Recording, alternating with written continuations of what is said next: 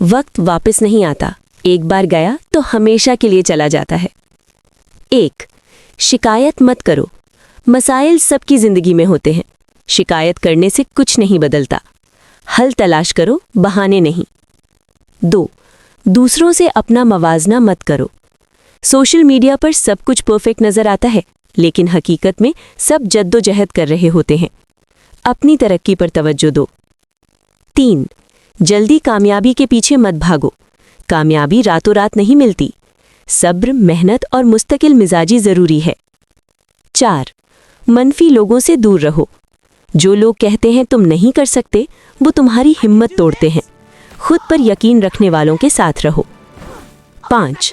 टाल मटोल छोड़ दो। कल कर लूंगा सबसे खतरनाक जुमला है।